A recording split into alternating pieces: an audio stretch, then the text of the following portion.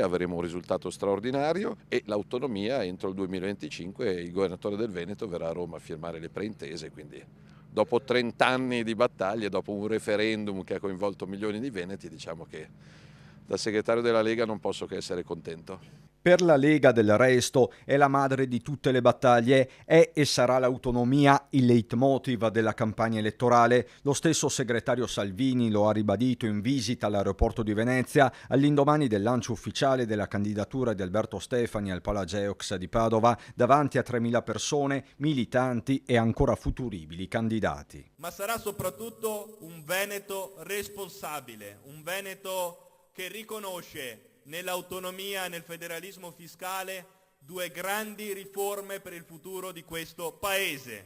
L'autonomia differenziata, richiesta a gran voce dai veneti, che permetterà di avvicinare decisore e territorio. Noi la responsabilità vogliamo assumercela, perché le responsabilità non ci fanno paura. Questo è il mantra leghista da qui alla data del voto, con la strategia elettorale di fatto delineata dal palco. In lista ci saranno tanti amministratori, ha detto Salvini, poi l'annuncio del governatore uscente.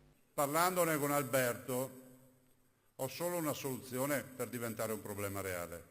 Mi candido capolista in tutte le province.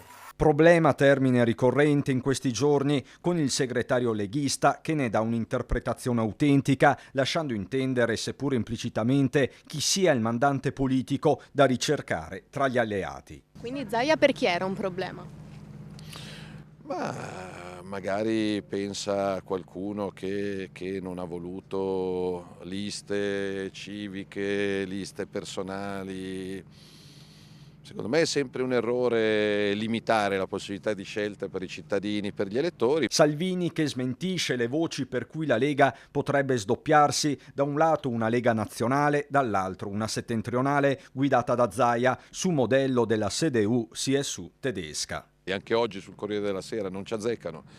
Tanti i nodi ancora da sciogliere con il nuovo protagonista che sembra volersi smarcare da polemiche, strategie e ricostruzioni. Amministrare, fare e cercare di portare a casa risultati. Questo è quello che conta. I veneti sono un popolo pratico, non amano le polemiche e quindi chi vorrà fare polemica la farà da solo.